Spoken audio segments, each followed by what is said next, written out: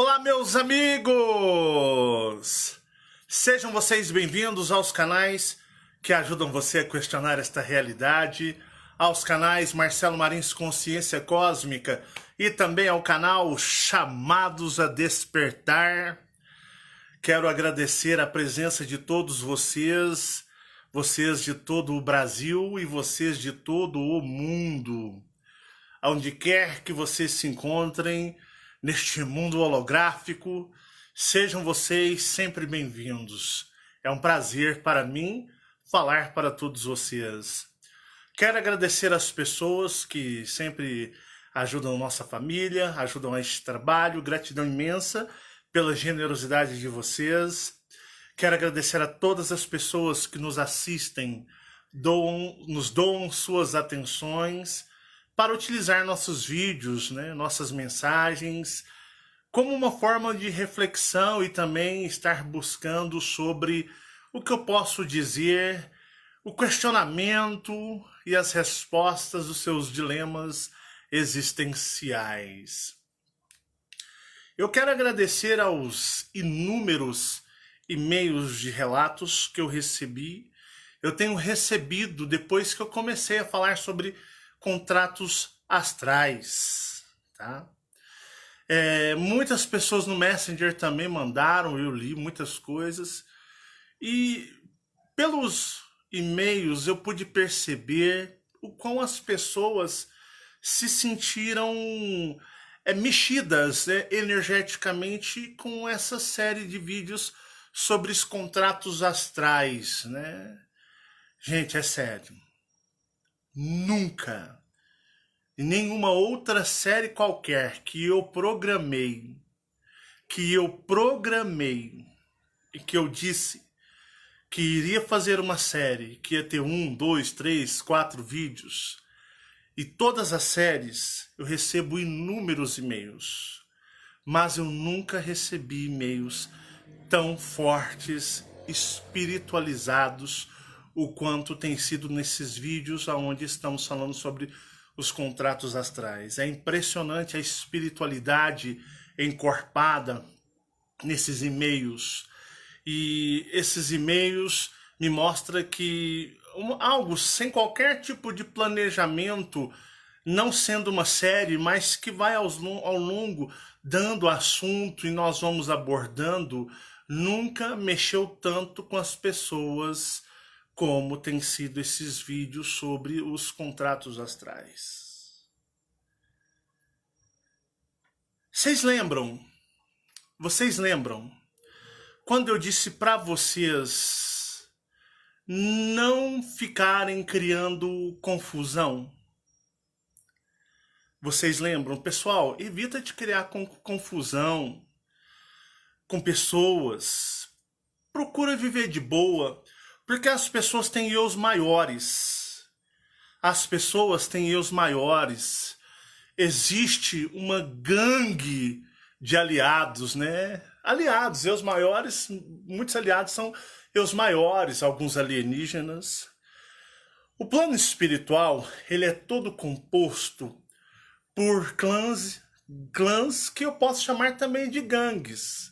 E uma vez eu falei, olha, cuidado com as encrencas, brigas de família, brigas na escola, brigas no trabalho, brigas no condomínio, brigas na academia, brigas aonde quer que for. Se você chegar num lugar e você sentir que não condiz a sua energia, eu digo para você, saia,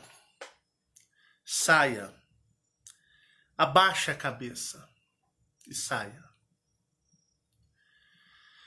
Porque as pessoas não fazem a mínima ideia do que existe do outro lado.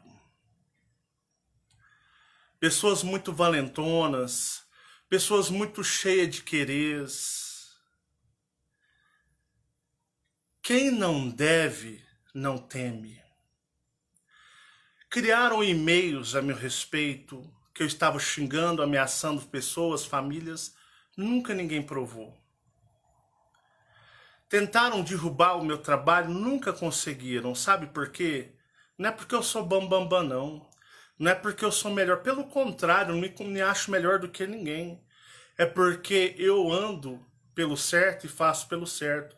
Tenho os meus defeitos? Eu tenho, pessoal. Tenho os meus defeitos? Eu tenho. Tenho as coisas, minhas falhas? Eu tenho. Tenho sim. Sou como qualquer um de vocês. Ao contrário desses espiritualistas aí que vocês acompanhavam na espiritualidade, essas pessoas muito legais, muito boazinhas, falam um palavreado muito de paz, muita luz, se consideram extremamente pessoas espiritualizadas. Essas pessoas não são nada do que elas mostram. Elas não são nada disso. É por isso que eu prefiro ser autêntico e mostrar para vocês que a minha família é igual a de vocês, que eu sou igual a vocês e que as coisas que eu passo, vocês passam. Eu não me blindo numa imagem pela qual eu não sou e nunca serei. Ao contrário do mundo da espiritualidade, né, que pessoal, eles são extremamente aquilo que não demonstram, são o inverso. Esses professores, esses mestres, esses pseudos contatados, né? Os caras se põem numa posição de tão espiritualizados e melhor. Não, eu falo palavrão. Eu sou... O que eu sou na minha vida é isso daí com vocês, entendeu? Né? Procuro fazer esse trabalho da melhor maneira possível. Porque, na realidade... uma coisa que eu tenho aprendido pela parte espiritual é que nós não devemos criar inimigos. Não pensa você que você vai fazer as coisas aqui e que ninguém tá vendo e as suas maldades, que não pensa, você tá muito enganado se você achar que você está ileso, que os seus aliados vão dar conta da bronca.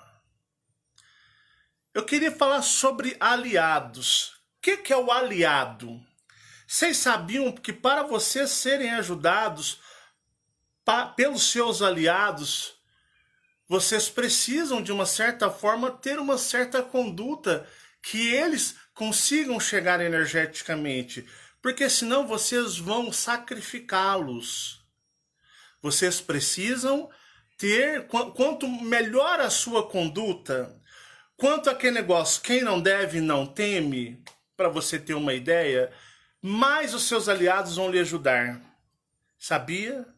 Não adianta você reclamar que seus aliados não lhe ajudam, ou que você não tem tantas ajudas assim, porque na realidade a tua conduta é que vai dar a condição deles ajudarem ou não.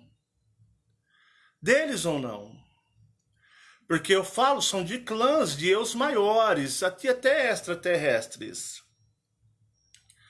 Então é onde eu digo para vocês, Marcelo, como que eu faço para que meus aliados me ajudem melhor? Sejam sinceros o máximo possível. Sejam honestos o máximo possível. E primeiramente não brinquem com a espiritualidade. Para vocês terem uma ideia, eu já expus a minha mãe. Já expus a minha mãe, que foi uma mulher de programa. Era uma mulher da vida. Quem desses caras tem coragem de expor? Não tem, eles são perfeitos. Eles são perfeitos, entendeu? Já expus o meu pai alcoólatra, meu pai, a vida dele, já expus a minha família toda, usando a minha família, até sem autorização deles, e me perdoe algum deles se por acaso eu tiver, de uma certa forma, passado a impressão de desrespeito, mas é para vocês verem que a família do Marcelo é igual a sua. Ó, tem gente aí, eu vou citar haters. Ó, tem haters. Um camarada que adorava me atacar, o cara pus na mão do advogado, tudo, o cara puxou a ficha do cara, que se vendia como pessoa boa. O cara, para vocês terem uma ideia de quantas pessoas que se passam por muito boazinhas, cara, teve filho com mulher, teve que ser processado por mulher para ter o reconhecimento forçado da paternidade. A mulher teve que entrar com processo na justiça para obrigá-lo a fazer um DNA para comprovar o que? A paternidade, porque a pessoa, ó, a pessoa não paga, não cuida do filho ou da filha, né? Como é que é? Será? Hã?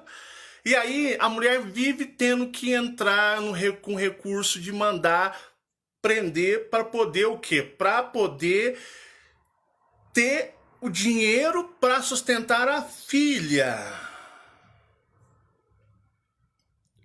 Porque não gosta de cuidar, não. Não gosta de cuidar, não. Não cuida. Então tem que estar fugindo de vez em quando para não ir preso porque não paga pensão. Mas abrem vídeos, falam de o quê? Falam de espiritualidade, de humanidade perfeita, de luz. Já chamou o trabalho que eu faço muitas vezes de o quê? De picaretagem. Pessoas aí que vendem softwares ilegais. Sabia que software é ilegal? Baixado ilegal? Tem gente que vende chave pirata para uma pessoa que compra e depois de 10, 20 dias a chave expira porque é uma chave pirata. Até o meu Windows, os meus programas são originais. Eu não sou perfeito, eu não sou melhor. Mas eu tento fazer o máximo possível para ajudar os meus aliados. Se eu vou contar as podridões que existem desses caras espiritualistas, tem uns caras que são alcoólatras, ligam a câmera quando tá sóbrio para gravar, mas a maioria das vezes tá alcoolizado. Vocês não têm noção o que é o mundo da espiritualidade desses caras que se fazem de cultos, sábios, inteligentes. Eu tenho a ficha deles puxado por um advogado todinha, altas histórias, processos. Vocês não sabem o que é a podridão do ser humano, meus amigos. Por isso que eu preferi ser honesto e sincero com vocês. Para o quê? Mostrar para vocês que, embora sua vida não seja perfeita, embora você não tenha uma vida, digamos, modelo, que a gente sofre, a gente tem defeitos, a gente passa por muitas coisas, mas nós devemos ser os mais sinceros o possível. Isso é o que nós devemos fazer. Então existem coisas aberradoras, vocês não têm noção. E hoje eu queria falar de uma coisa sobre os aliados astrais, né? É por isso que, Marcelão, eu nunca caço encrenca. Eu nunca cacei briga na internet. Eu me defendo de tudo que já fizeram contra mim. Eu desafio a qualquer um a achar algum material meu, eu caçando encrenca. Se as pessoas não me atacassem primeiro com medo deste trabalho, elas nunca teriam sido hostilizadas neste trabalho, apenas a religiosidade. Mas, para vocês terem uma identificação maior, prefiro ser honesto com vocês e demonstrar. Já pus eu e a Fabiana quebrando pau, eles brigando comigo, eles nervosos comigo, né, os meus filhos. Vocês já viram o cambalachaiado que é a nossa vida, que é igual o cambalacho da sua vida. Porque famílias perfeitas, modelos tradicionais não existem. Não existem mesmo. Sabia que não existe? Não existe. Ah, Marcelo, pô, mas eu vi o vídeo do seu Carlos, né? Achei tão bacana, os pais dele, família tradicional portuguesa, né? Mas o pai do meu pai, o português, pegava geral. Montava até casa. Dava casa de presente para as pegação dele. E até FI fazia. Jogou o filho em uma certa época por ter envolvido com a minha mãe, mas o português O pai dele tinha várias peguetes na cidade de Uberlândia e até casa ele deu, né? Deu casa, deu, aqui a gente fala, quando a casa é de 2 andares, sobrado. Até sobrado o seu Manuel dava para amantes. Enquanto a dona Laura, a esposa, a mãe do meu pai, ó, humilhada. Seu Manuel era pegador aqui em Uberlândia. Gente, tem grana. Isso aqui, ó, compra as pessoas. Compra as pessoas. Seu Manel Portuga tinha altas pegação aqui em Uberlândia. E tipo assim, vou te dar casa. Eu tenho grana, sou rico. Peraí, gostei? Tua casa. Ficava, altas histórias. Não existem famílias tradicionais. Não existem famílias tradicionais. Ah, meu pai nunca fez nada. Opa. Isso é o que ele não deixou você saber. Hã? Não existem famílias tradicionais. Sabiam? Minha família é honrosa. Opa! Vasculha aí que fede. Vasculha que fede. Vasculha que fede. Então, para vocês terem uma ideia de como é a humanidade, isso é típico do ser humano. Então essas pessoas que falam muito bonito na internet, essas pessoas que, digamos, se passam muito de luz, professores da espiritualidade, né? Pessoas que falam, né? Deus seja louvado. Sabe aquele modelo de pessoas perfeitas? Meu amigo, só se você for muito idiota, que nem dentro da tua família existe perfeição. Ai daquela família que tenta ser, né? Tenta ser um modelo para as outras. Aquelas famílias, aquelas pessoas que tentam ser exemplo, são as mais podres, as mais ocultas e as mais perigosas. É por isso que eu mando tomar naquele lugar, por isso que eu falo palavrão. Sabe essas pessoas moralistas demais? São as piores. São as piores pessoas que existem. Cuidado. Abre teu olho, pisa com uma na frente e uma atrás, assim, ó. E essas pessoas, né? Essas pessoas são perigosas. A humanidade é perigosa. Muito perigosa. E uma coisa bem interessante é que a gente não pode brincar muito com as pessoas, não. É por isso que eu sou de boa, eu entro nos lugares de boa, saio de boa, não caço encrenca, não caço briga. Já fiz muito quando eu era adolescente, mas o adolescente ele não tem cabeça, né? O adolescente ele é muito sem cabeça. Então eu brigava na rua com a molecada, coisa de moleque. Mas depois que eu cresci, eu aprendi uma coisa. Escuta, eu posso não ser seu parente, mas eu quero ser teu amigo. Na vida, presta atenção nisso. Na vida, a gente mais escuta do que a gente fala. A gente tem que fazer análise o tempo todo. Quero contar para vocês o porquê que nós devemos tomar cuidado antes de prejudicar uma pessoa. Antes de você prejudicar uma pessoa, você tem que tomar muito cuidado para não ter volta. Para não ter volta. Ainda mais se aquela pessoa for inocente. E por maldade, mas eu fui obsediado. Cara, não importa, você pode ser obsediado. Você tem que ter autocontrole de si. Autocontrole de si. O máximo possível você tem que conseguir se controlar. Eu vou contar uma parte da minha história, porque vocês sabem que eu sou sincero com vocês. Eu não tenho o que esconder de vocês.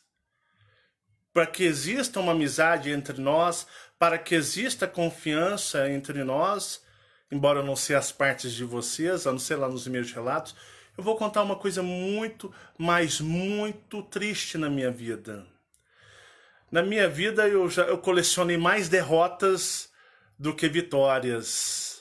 Mas as vitórias que eu consegui foram muito importantes. Mas eu digo para vocês que eu sou um grande colecionador de derrotas. E as derrotas me fizeram ser o que eu sou hoje. Me fizeram ser a pessoa que eu sou hoje. Me serviu de aprendizado. Eu quero contar uma experiência onde a gente não se brinca. Vocês sabem que eu faço esse trabalho de despertar de consciência cósmica. Eu já relatei a minha vida para vocês desde criança. E vocês sabem que, embora eu seja um humano encarnado, justamente eu não sou uma pessoa tão comum quanto as outras, devido a mexer com muitas entidades astrais e entidades, para vocês terem uma ideia, alienígenas. Antes de eu começar este trabalho, há muito tempo, eu pertencia à casa dos Dráculas, de Drácul. Então, como, digamos, um ser, um alienígena no astral, eu habitava a casa de Drácul, mas ninguém não sabia que eu era da casa de Drácul. E a casa de Drácul é muito complicada, eles são muito, mas muito, digamos, densos em certo sentido. E eu fui destinado a fazer esse trabalho. Fui destinado. Hoje eu entendo que eu nasci só para isso. Fazer esse trabalho e ajudar vocês, que são seres tão especiais, que precisam tanto acordar e reconhecer a força cósmica de todos vocês. Entenderam? Cresci como um adolescente numa família que vocês perceberam, nós passamos muita dificuldade financeira. Teve tempos que na casa da minha mãe a nossa mistura era o resto do latão do sacolão. Nós passamos por muitas coisas. Então, sabe quando o sacolão que vende verdura não serve para vender, eles vão lá e jogam no latão para jogar fora? Pois é, quantas vezes aquela mistura, aquela verdura foi o que foi a nossa mistura no nosso prato de comida quando adolescente. Quando adolescente. Eu e os meus irmãos, era o que nós tínhamos. Meu pai vivendo no alcoolismo, numa derrota muito grande. Meu pai tinha os momentos sóbrios e tinha os momentos que não era sóbrio. E nesses momentos nós caímos demais. E eu precisava trabalhar.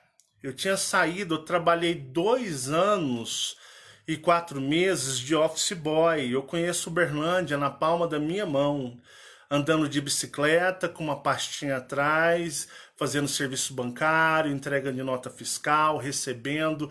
E foi 2 anos e 4 meses. Eu comecei a trabalhar de carteira assinada com 14 anos de idade. Trabalhei por 2 anos e 4 meses quando eu fiquei desempregado.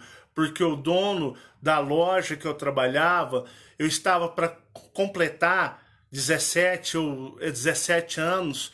E antigamente tinha-se a mentalidade que o rapaz ia para o quartel, para o exército, né? E se o rapaz estivesse trabalhando e fosse recrutado para o serviço militar, ele tinha que continuar recebendo o seu salário, né? Então rolava-se isso na época, as pessoas falavam disso. Então, geralmente, quando um rapaz estava próximo de arrumar um trabalho, entendeu? Se alistar, né? Se alistar, eles eram dispensados. Quem é das antigas aí, eu acho que eu nem sei se existe mais, mas antigamente existia isso. Então, quando o rapaz fazia 17 anos, geralmente as empresas ou o patrão corria com ele. Porque se ele alistasse e fosse pego pelo serviço militar, o que acontece? Ele reza a lenda, eu nem sei se isso era verdade, né? Tinha que a empresa continuar pagando para ele alguma coisa nesse sentido. Então chegava a época de 17 anos, era tudo dispensado, né? Porque os patrões falaram, pô, vou pagar, pagar as coisas para o rapaz estar servindo o exército, eu vou ficar pagando, então vou mandar embora o contrato outro. E eu fui um desses que fui mandado embora, né? Aos 17 anos. Então, meu patrão chegou e falou, olha, você já está próximo de alistar. Eu não sei nem se eu já tinha alistado, era ano de alistamento. E ele falou assim, olha, eu vou te dispensar, Marcelo, gosto mais de você, mas eu não tenho condições disso. Explicou algumas coisas para mim, eu falei, tudo bem. Foi, me dispensou, acertou direitinho todos os meus direitos, recebi, tá? Direitinho. E só que lá em casa, o dinheiro do meu trabalho pagava a luz, tá? Pagava a conta de luz, pagava, tinha que ajudar na comida, no mantimento, tinha que ajudar, para vocês terem uma ideia, eu cuidei do meu irmão na fase da adolescência, então a roupa, o calçado, o tênis, a cueca, a camisa, né? Eu cuidava dele. Eu falava assim, mãe, tenta cuidar da Carla, que ela é menina, que o Renato segura a bronca. E o meu pai, eu contei para vocês.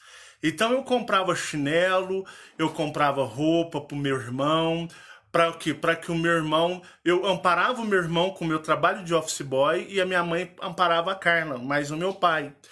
E eu pagava a conta de luz e ajudava a pagar o quê? A comprar misturas, coisas para casa. E a gente vivia como a gente podia naquela época. Isso em 1995, 94, uma coisa assim, acho que 95. E a gente vivia dessa forma, acho que é 94, não sei, 94 ou 95. E aí, a gente era assim, sabe quando um ajuda, a gente tentava ter um jogo de cintura muito grande. Porque na realidade, se faltava em casa na mesa. E eu fui mandado embora. E esse dinheiro faltaria.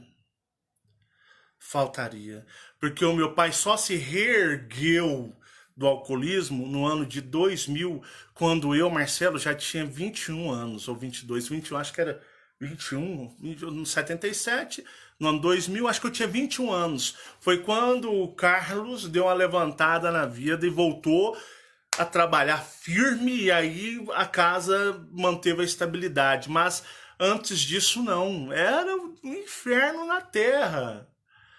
Minha mãe depressiva,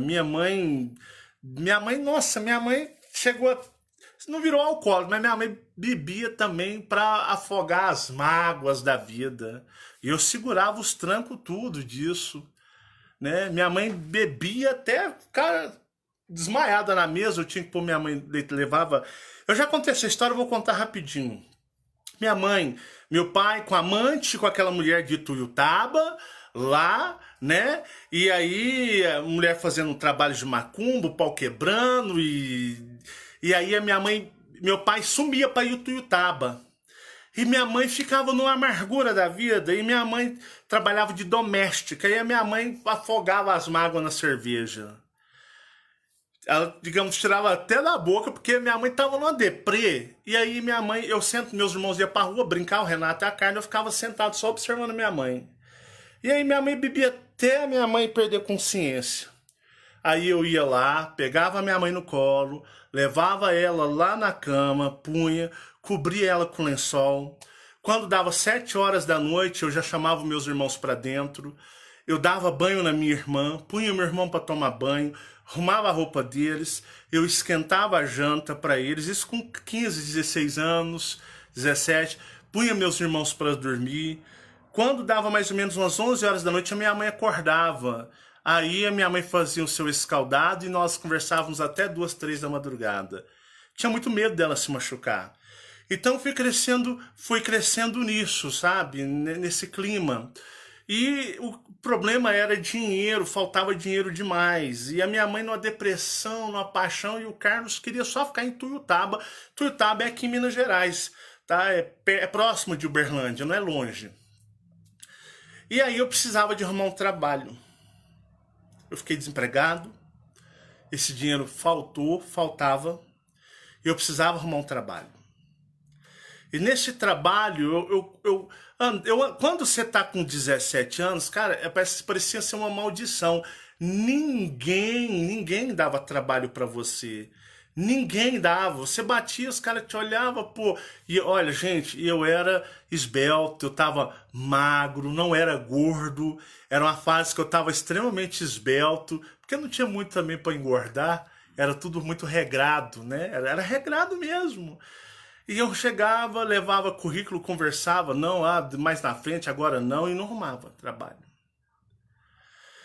E parece que quando a situação está muito ruim, parece que ela pode piorar. Ela pode piorar. Meu pai, lá em Tuiutaba, envolvido com a mulher, minha mãe se afundando na cerveja, e eu não tinha ninguém para conversar.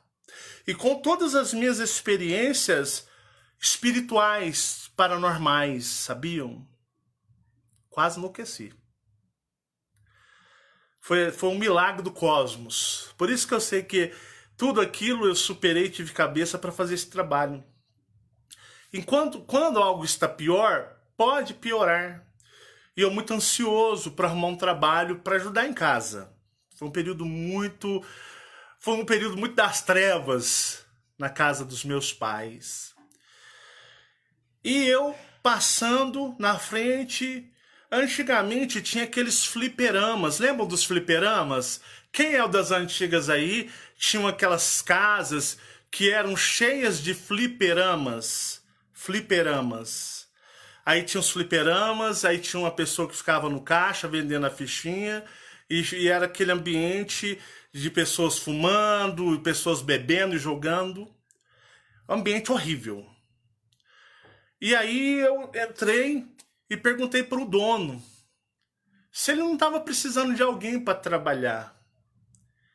Uma pessoa de uma vibração das piores aqui de Uberlândia. Ele, sabe aquelas pessoas de família bem complicada? E aí ele falou assim, ele olhou para mim de cima aos pés e falou, tô precisando de um cara aqui. Falei, quanto o senhor paga? Ele falou, ó, pago um salário. Falei, poxa, um salário, quando eu trabalhava de office boy, eu trabalhava meio período, eu ganhava meio salário. Eu ganhava meio salário. Porque eu não conseguia arrumar trabalho, eu nunca tive sorte para arrumar trabalho. E olha que eu procurava, pessoal, mesmo trabalhando de office boy, eu procurava trabalho. Porque eu queria melhorar, eu queria progredir. E eu segurava o que eu tinha, mas não conquistava algo melhor. Mas quando ele falou assim, olha, eu pago um salário, eu pensei, poxa, vou poder ajudar em casa, vou poder ajudar minha mãe, vou ajudar os meus pais, né? Vai ter uma folguinha a mais, porque com o meio salário que eu ganhava, ajudava, com um, já é o dobro do meu salário. Vai melhorar, então vou poder dar um alívio para minha mãe. E eu entrei nessa casa de fliperama para trabalhar. Eu me lembro que eu trabalhava, se eu não me engano, era na parte da manhã, porque a minha mãe não aceitava eu trabalhar à noite, ainda mais no ambiente de jogos de fliperama, porque vocês sabem que esses ambientes de jogos de fliperama é um ambiente nocivo, rolava muita droga, marginais ali, muitas coisas ruins. E aí comecei a trabalhar de vender fichinha lá, com 17 anos. E a minha casa aqui cheia de problemas. E aí chegou uma pessoa, sabe esses malandros? Essas pessoas que frequentam esses lugares são muito malandros. Frequentavam. Era um ambiente muito marginalizado, de marginais mesmo. Porque geralmente os riquinhos, os filhinhos de papai, ou as classes mais digamos, estabilizadas, tinham videogame. Quem tinha condição tinha um videogame. Eu me lembro que era o Super Nintendo. Então a pessoa jogava o Super Nintendo em casa, mas quem não tinha dinheiro para ter o videogame ia pro fliperama. E o fliperama só tinha marginais. Era só a marginal. Até o Tadeu Alencar pôs aqui. É verdade, Tadeu, você é das antigas também, né? Fliperama era lotado de marginal. Isso mesmo, Tadeu. Um abraço pra você, querido. Você e sua esposa. E aí, né? Era só marginais. Ali eles vendiam drogas, ali tinha troca de trem, coisas roubadas. E eu com 17 anos, né? Sentado ali vendendo ficha, contando, pô, na hora que eu receber o meu pagamento, eu vou ajudar minha mãe esse mês melhor. Tinha jogos, bebidas, isso era esse ambiente, né? E aí chega um malandro, e eu com 17 anos de idade, chegou um malandro e falou assim, cara, tu é louco de trabalhar pro fulano. Eu, menino, eu, como assim? Ele falou assim, cara, ele não paga ninguém não, esse cara é o maior trambiqueiro que existe. Esse cara é mau caráter pra caramba, você não conhece esse cara. Esse cara é um tipo de pessoa que não vale nada. Ele vai aprontar para você sair daqui e não vai te pagar nem seu salário e ele não vai pagar para você nem os seus direitos, nem nada, cara. Nem assinar a carteira, o cara não vai fazer nada. Porque era um lugar denso. Eu fiquei assim, falei, pô, não vou deixar o cara me afetar. E ele falou assim, ele faz isso com todos os moleques que trabalham aqui. Tanto que você pode vir aqui, ó, sempre tem, todo mês tem um diferente. E aí, meus amigos, foi dando perto de eu receber o meu pagamento. Mas o cara falou e eu, pô, cara, tá macumbando, né, cara? Eu preciso desse dinheiro, eu preciso trabalhar, eu não rumo o trabalho. E no dia, uns 2 dias antes de receber o pagamento, chegou o filho do cara. O filho do cara, ele era um homem meio gordinho. Sabe aquele gordinho forte? Que tem aquele gordinho gordo, obeso, e tem aquele gordinho que o cara, você vê que o cara tem força. Esse cara me chamou lá pra dentro. Era mais ou menos 1h da tarde. Eu saí às 2. E aí eu pensei, pô, né, o que será? Será que eu fiz alguma coisa de errado? E esse cara, o filho do dono, tinha armado pra mim. Tinha armado pra mim. E eles falaram, quando eu cheguei, tinha ele mais um outro cara, e o outro cara me segurou por trás, nos braços, assim. Me segurou, como assim. Eu com 17 anos, sem saber, e esse cara foi e me deu um murro bem forte na minha cara. Ele me deu um murro bem forte na minha cara, que eu quase desmaiei. E aí, eles chamaram a polícia e alegaram que eu estava roubando. E eu juro, eu nunca peguei nada lá. A polícia veio, me algemou. A polícia me colocou lá na viatura, em pleno centro da cidade. Eu com o rosto machucado. E a polícia perguntando, você fez ou não fez? Eu disse, não fiz nada, eu não sei nem o que está acontecendo. E aí o cara conversando numa lábia, e eu chorando. Não sabia como falar com a minha mãe, porque eu precisava falar com a minha mãe. E aí eu fui algemado, colocado na viatura, eu lembro que era até uma diplomata, Comodoro. Era tipo um Opala Comodoro, né? E eu com o rosto pulsando e chorando. E vendo toda a articulação daqueles caras, do pai, do filho, da outra pessoa. E eles me olhavam dentro do carro. E eu não estava nem acreditando que aquilo poderia estar acontecendo. Eu algemado, dentro de uma Comodoro, que era tipo um Opala, só que não era estendido, perua, né? Eles falam, era tipo um Opala mesmo, com 17 anos de idade. E eles rindo com a polícia é muito séria. Polícia militar é sério, não tem brincadeira. E aí me levaram para a delegacia da Polícia Civil, que antigamente essa delegacia era na ponte que dava ligação do bairro Tubalina com a Rondon Pacheco, do lado do Rio do Praia Clube, com 17 anos. Não era caravana não, meus amigos, era um Opala mesmo, só com Opala versão Comodoro. E aí o cara conversou com um policial e aí o delegado me colocaram na cela, eu com 17 anos, gente, passando tudo aquilo, eu dentro da cela com outros presos, assassino, ladrão, traficante, aqueles caras tudo velho, cara de 20 e tantos anos, e eu moleque, 17 anos ali, dentro da cela, preso. Passou-se mais ou menos umas 4 horas, o delegado me chamou para conversar. Delegado que eu nunca esqueci o rosto dele. Ele me tratou como um filho. Em primeiro lugar, ele falou: filho, o que aconteceu? E aí eu expliquei para ele direitinho a minha versão. A minha versão. Falei: senhor delegado, né? 17 anos, geralmente uma pessoa chama doutor, né? Eu era moleque, não sabia, nunca tinha nem sido parado pela polícia para alguma revista na vida.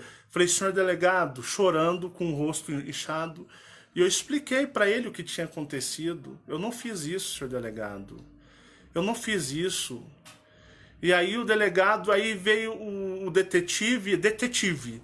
Ele olhou, aí ele falou assim: o que o senhor vai fazer? O delegado, ele olhou dentro do meu olho, eu chorando, porque eu era um menino bonito, bem cuidado, um menino com características de boa criação. E aí o delegado, ele disse para mim assim: filho, vá embora para casa.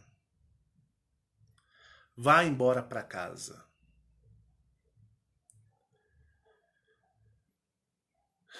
Se cuide. Você é do bem. Esse lugar aqui não é lugar de gente ver que você é um menino bem criado. Ele só falou: vai para casa. Ele falou assim: olha, eu espero nunca mais ver você aqui. O delegado falou para mim. E eu saí humilhado, com cabeça baixa. Com a cabeça baixa. Não tinha dinheiro nem para ir embora para casa, porque quando eu trabalhava, o dono lá, ele dava o dinheiro para mim do dia, dava passagem de ida e de volta.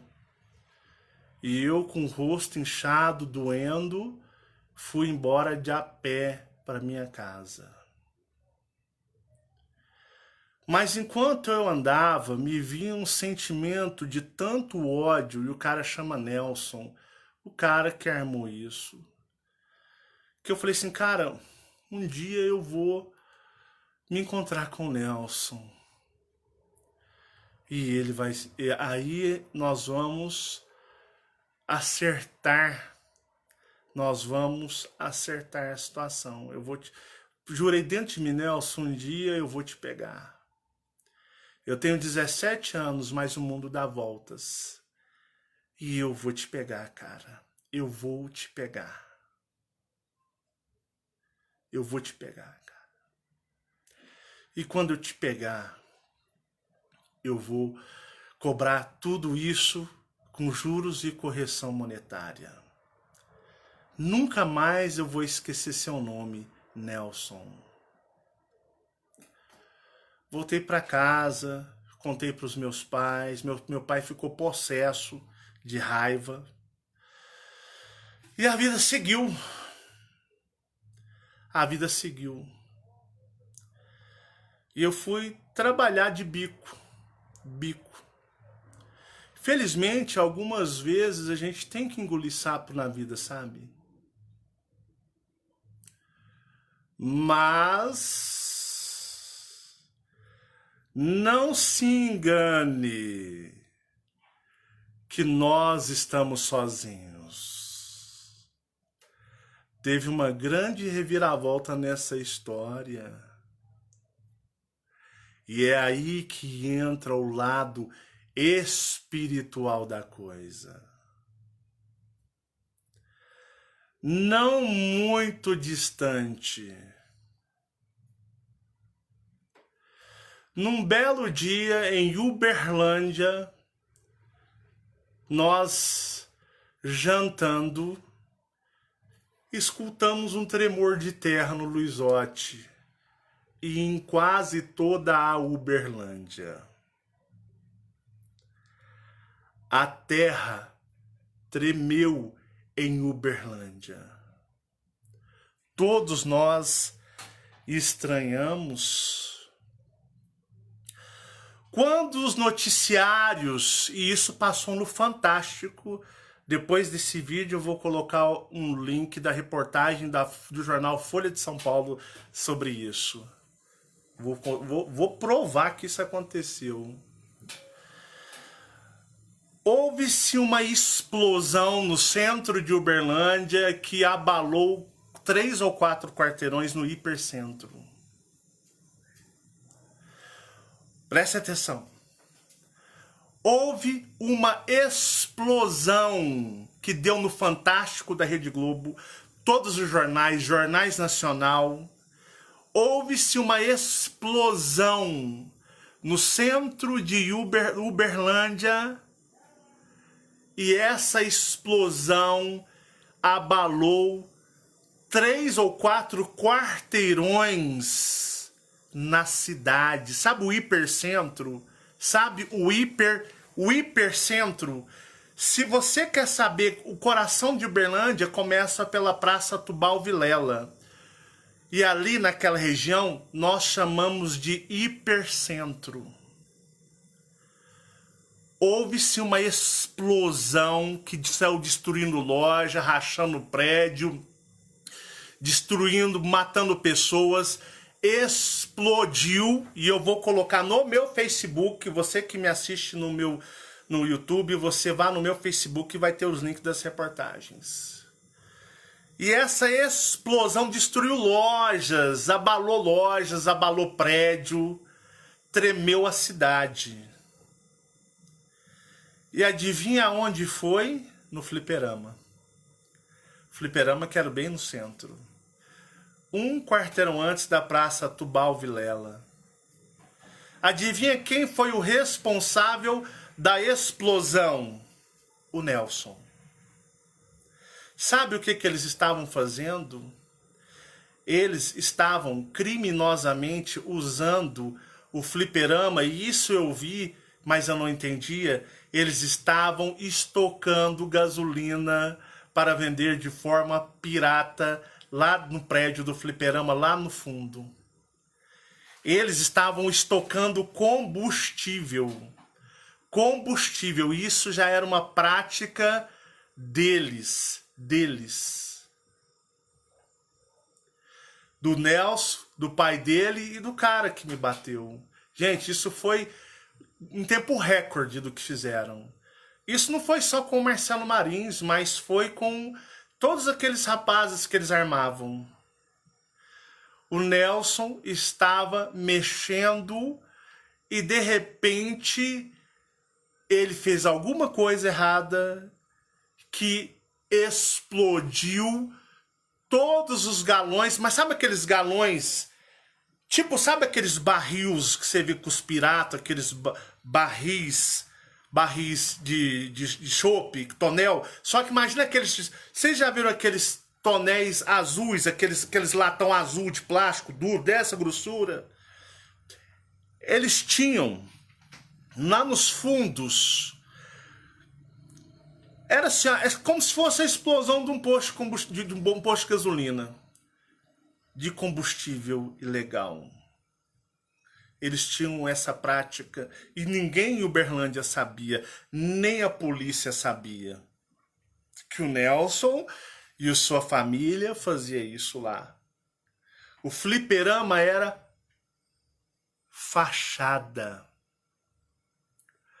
O fliperama era fachada. Porque o negócio da família era lá nos fundos. E aí, por um deslize, ele explodiu o hipercentro de Uberlândia, digamos assim. Gente, deu no Fantástico. As televisões estavam ao vivo. Vocês não têm noção do alvoroço que foi na época. Apareceu em todos os jornais em redes nacionais. Rachou prédio. Lojas foram destruídas. O cara queimou-se por inteiro. O Nelson queimou-se por inteiro. Ficou em estado grave. Morre ou não morre por um bom tempo até ele sair. Ele estava fazendo isso lá, a explosão na Avenida Floriano Peixoto, em Uberlândia. Foram eles. Quando eu soube pelos noticiários que era no fliperama e que o Nelson tinha feito aquilo à noite e que ele tinha se queimado, eu vou dizer para vocês, eu ri por dentro. Mas mesmo assim, eu ainda tinha esperanças de me encontrar com o Nelson um dia. Tinha esperança de... Não importa se ele queimou o corpo inteiro... Porque ele era forte, ele era fortão, ele era aqueles gordo forte, fortão, corpão forte, né? Da minha altura, mais ou menos. E aí eu falei, pô, mas um dia eu vou te encontrar, cara. Porque eu não engoli. Eu ainda vou me encontrar com você. Foram-se passando o tempo... Foram-se passando-se as épocas. E um belo dia, eu já casado, pai da Marcele, do Michael, tava bem. Teve uma época que eu estava invocado em academia. Gente, eu estava treinando há 1 ano em academia. Tava treinando 1 ano em academia. Você lembra, Fabiana? Lembro. Na academia do Denis? Uhum. O Denis falou, pô, cara, tu tá um espetáculo, tá ficando bom, hein? Tá ficando show. Nessa época. 1,80 m, eu vou dizer pra vocês, 90 quilos só de massa corporal, músculo purinho. E eu falei, um dia eu vou me encontrar com você, Nelson. Gente, eu fui trabalhar com meu pai. Trabalhei com meu pai um tempo no escritório de contabilidade. Estava desempregado e aí eu precisava de dinheiro. E meu pai falou, não, eu te pago, mas tem que trabalhar. Vai lá comigo. E eu trabalhei com meu pai uns 3 meses até conseguir um trabalho. E um dia eu tô chegando da rua, tinha feito um serviço... Eu tinha ido a Receita Fazendária em Uberlândia, ela é na Praça Tubal Vilela, e eu tinha voltado, e o escritório do meu pai era no bairro Martins, perto da Praça Sérgio Pacheco. Eu tô chegando, andando, né, de boa. Adivinha quem que eu vejo saindo do escritório do meu pai? Adivinha quem estava saindo do escritório do meu pai? O Nelson. O Nelson. Gente, manco, perdeu um pedaço da perna. Ele andava assim, ó. tudo queimado, parecia que ele tinha derretido.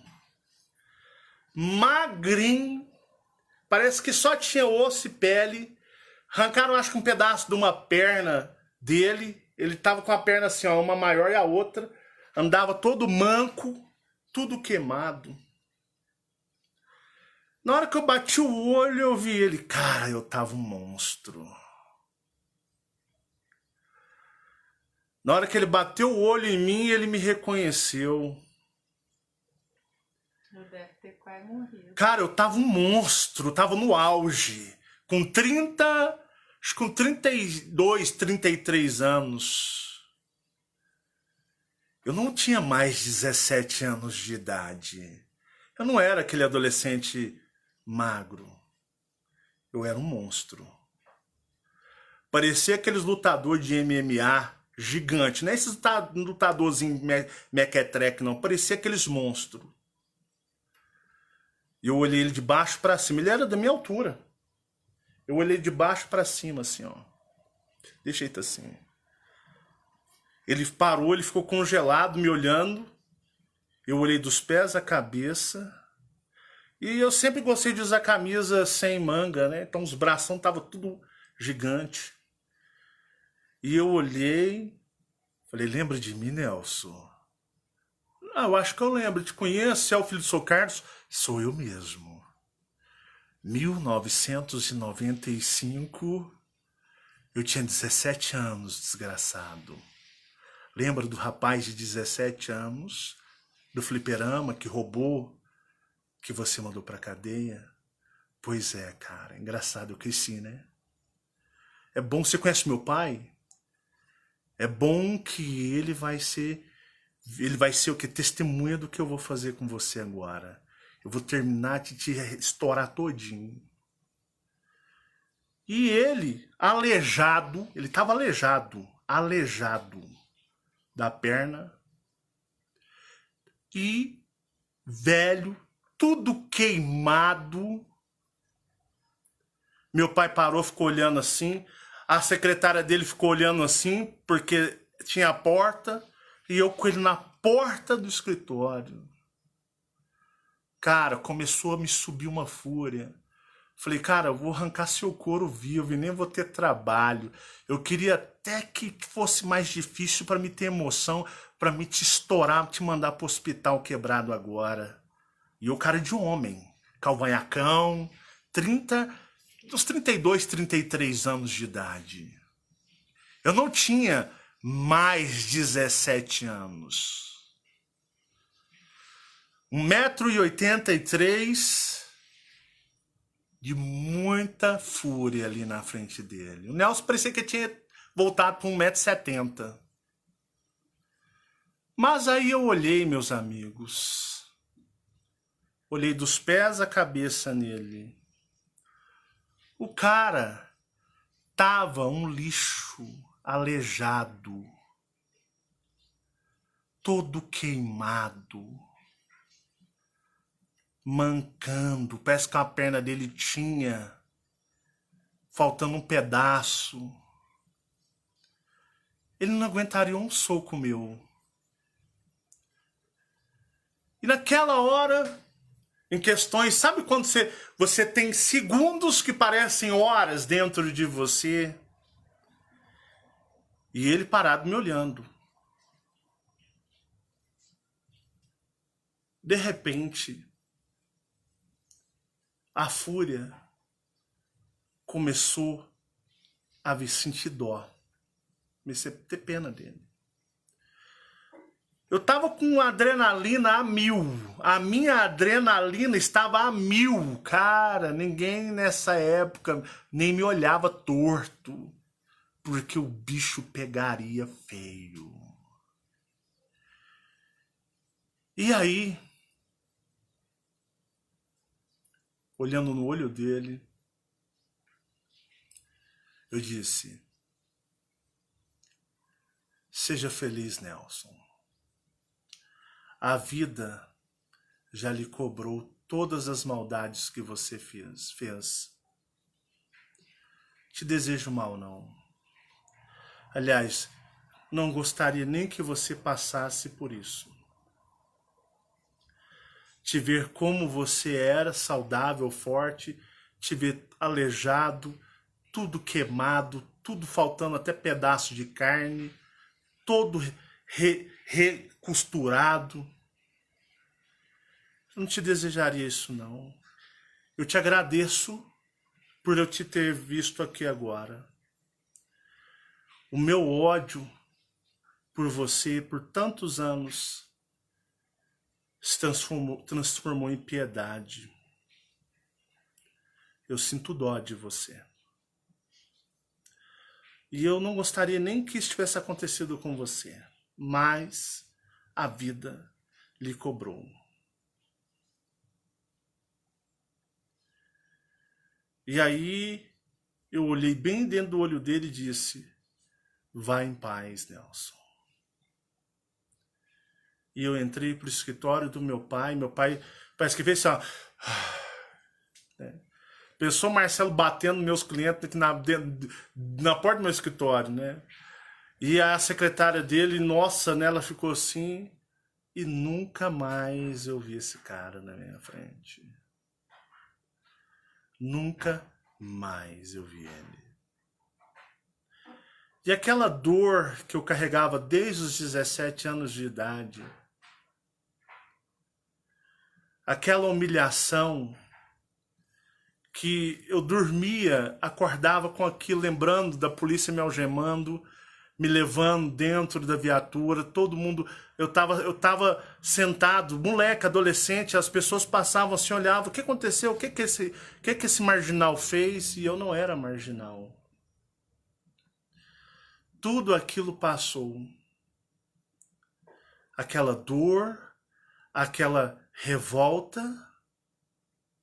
aquilo acabou. Eu fui a sentir pena dele. E é como se eu tivesse tirado de dentro de mim um peso. Um peso.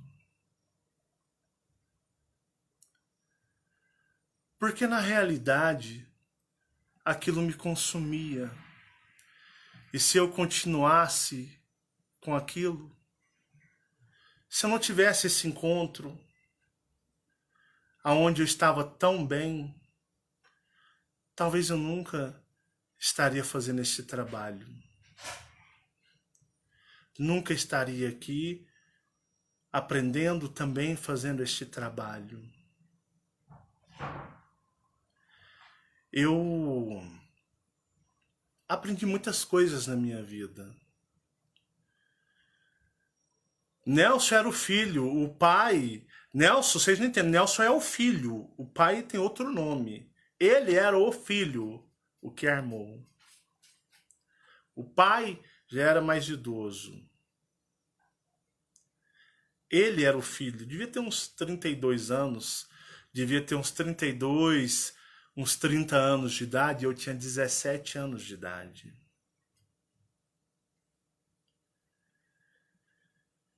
E aí, eu falo para vocês, se alguém te faz algo, você precisa de retrucar? Se alguém lhe magoa, você precisa de retrucar?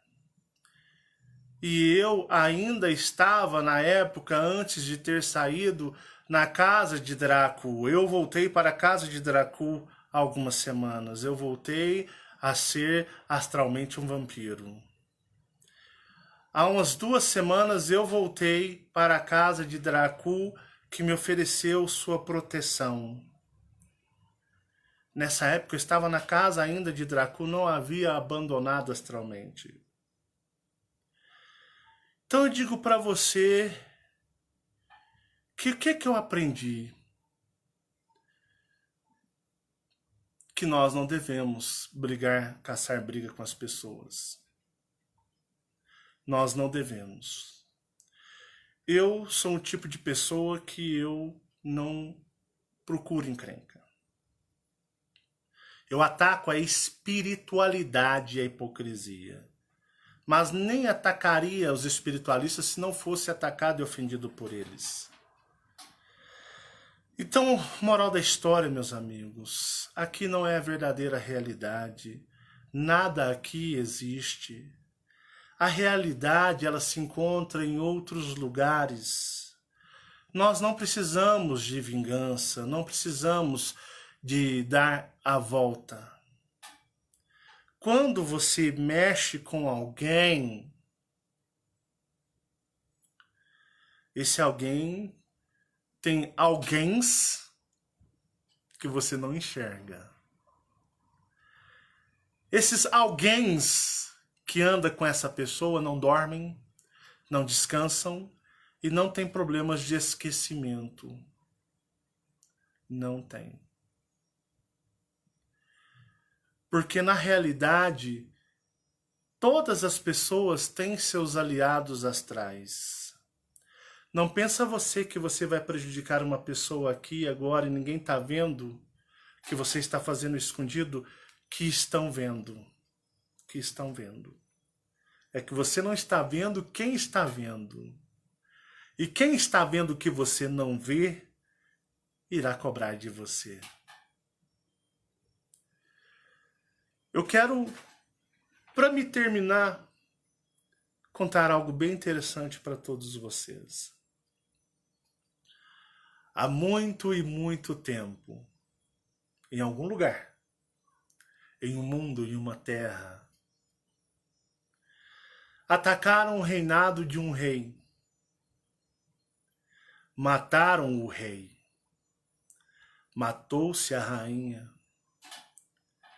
Tomou-se posse do reino e mandou o príncipe ir embora. O príncipe foi banido. Ele foi expulso para terras longínquas. O príncipe habitava em lugares onde as pessoas não tinham qualquer tipo de pudor. As pessoas eram as pessoas com a pior espiritualidade que pudesse você imaginar. Inescrupulosos, bandidos, marginais, meretrizes e toda podridão de seres que vocês pudessem imaginar estava naquelas terras longínquas do reino do príncipe. E o príncipe não tinha outra opção a viver naquelas terras, porque era o que sobrou para ele. E passado-se o tempo, tentavam corromper o príncipe, tentavam as meretrizes o seduzi-lo, os bandidos tentavam corrompê-lo para que ele se rendesse àquele mundo do crime, se rendesse às coisas mais sórdidas, que eram as coisas sórdidas daquela terra. E foi se passando anos. E aquele príncipe, ele não se envolvia. E eu vou dizer para vocês, ele enfrentou as mais fortes tentações. Passou por muitos problemas, passou por muitas dificuldades. Mas em um único só dia, aquele príncipe não se rendeu àquela terra e àquela energia daquele povo. E um velho, antigo daquelas terras, observavam as meretrizes tentando seduzi-los, os ladrões, os bandidos, os sórdidos tentando corrompê-lo. E um dia o príncipe, já de idade, um velho daquelas terras chegou no príncipe e disse: olha, por que depois de tanto tempo longe do que um dia foi o reino na qual você pertenceu, vivendo entre nós, vivendo em nossa terra, vivendo com tudo que nós temos, nosso estilo, porque um único só dia você não se corrompeu ou se entregou ou viveu como nós. E aquele príncipe olhou para aquele velho e disse: eu nasci para ser um príncipe. Esse é o meu destino. Quantos de vocês não vieram de longe das estrelas, de reinados cósmicos, reinados de grande elevação espiritual, reinados de grande força cósmica? Quantos de vocês não saíram dos planetas mais fantásticos do universo, meus amigos? Vocês saíram de casa, aonde são autênticos reinos cósmicos do universo. Vocês estão fora de seus lares. Vocês estão em terras longínquas do reino na qual vocês pertencem, submetidos a toda a podridão e coisas sórdidas deste mundo, a tudo aquilo que é feito e construído e trabalhado para retirar você do que é o seu propósito, que o universo e o cosmos gerou você.